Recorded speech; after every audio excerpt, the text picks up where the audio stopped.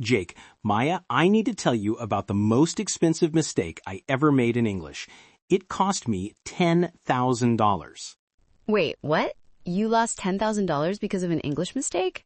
Well, technically, I almost lost it. Let me tell the story. 6 months ago, I was negotiating a big client contract. $10,000 for a 3-month project. That's huge. What happened? In the email negotiation, I wrote, I think we can probably, maybe, work with your budget. 3 weak words in 1 sentence. Oh no, that sounds so uncertain. Exactly. The client responded saying they were looking for someone more confident. They almost went with someone else. How did you save it? I immediately sent a follow-up. To clarify, yes, we can work with your budget. I'm confident we'll deliver excellent results. Direct, confident, clear. They responded positively, and I got the contract. But I learned a crucial lesson about language in business. This story shows how small English choices have massive real-world consequences. Today, we're sharing the language mistakes that cost money, opportunities, and credibility. And more importantly, how to fix them. Let's start with mistake category 1, weak, uncertain language. Words like maybe, probably, I think, possibly, might make you sound unsure and unprofessional. In business contexts, clients want confidence. They're paying you to be the expert. Compare these. I think I can maybe finish by Friday versus I'll have this completed by Friday. Which person would you hire? The second one sounds reliable and professional. The fix is eliminate hedging words from professional communication. State things directly and confidently. Category 2, apologizing excessively. Sorry to bother you. Sorry for the delay. Sorry if this is stupid. Over-apologizing makes you seem insecure and damages your professional image. Americans apologize when genuinely wrong, not as a verbal tick. Use sorry strategically. Instead of sorry to bother you, but say, quick question when you have a moment. Instead of sorry for the delay, explain what happened. This took longer than expected due to X. It's ready now. Category 3, unclear communication that wastes time and creates confusion. Vague messages force people to ask clarifying questions, which annoys busy professionals. Compare, let me know about the thing versus please confirm whether the Johnson proposal needs revision. Specific communication saves time and makes you look organized and thoughtful. Always include who, what, when, where, why. Leave no room for confusion. Category 4, inappropriate casual language in formal contexts. Using LOL, you are, yeah, gonna in professional emails undermines your credibility. Know your audience. Text to friends can be casual. Emails to clients should be professional. Thanks for reaching out. I'm interested in collaborating. Sounds way better than, hey, yeah, totally down to work together, LOL. Match your language formality to the situation. Category 5, cultural misunderstandings that confuse Americans. This includes overly formal language, indirect requests, or assumptions about communication style. In some cultures, saying it might be difficult means no, impossible. Americans might think you're still considering it. Be more direct.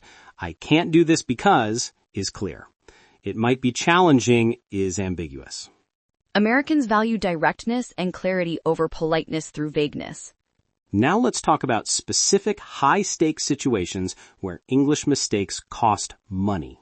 Situation 1, job interviews. Using weak language makes you seem unqualified even when you're not. Instead of, I think I have some experience with that, say, I have 3 years of experience with that. Instead of, I'm pretty good at, say, I excel at, or I'm skilled in. Confidence in how you speak translates to perceived competence. Situation 2, salary negotiations. Weak language costs you literal money. I was hoping to maybe get around $60,000. Sounds uncertain. The employer might offer $50,000. Based on my experience and market rates, I'm seeking $65,000. Is professional and confident. Know your worth, state it clearly, and justify it with facts. Situation 3, client proposals and pricing. Uncertainty about your prices makes clients doubt your value. This would probably cost around $2,000, maybe.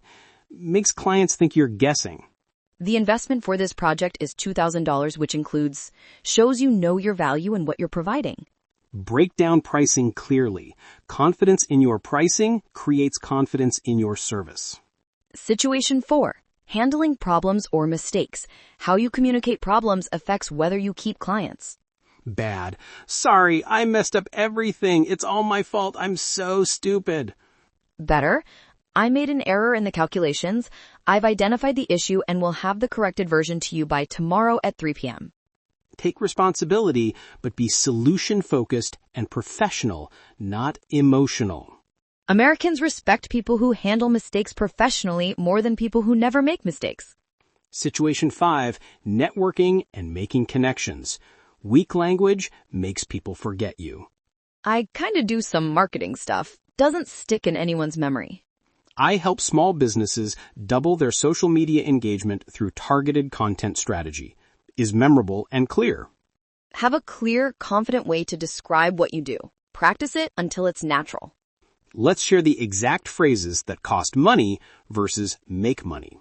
Money losing, just following up. Money making, wanted to ensure this is on your radar. Money losing, does that make sense? Money making, let me know if you'd like me to clarify anything. Money losing, I'll try to get this done. Money making, I'll have this completed by specific time. Money losing, I'm not sure, but money making, based on my experience. Money losing, whenever you get a chance. Money making, could you review this by Thursday? Notice the pattern. Confident, specific, professional language wins. Now let's talk about email mistakes that cost opportunities. Mistake 1, no clear subject line.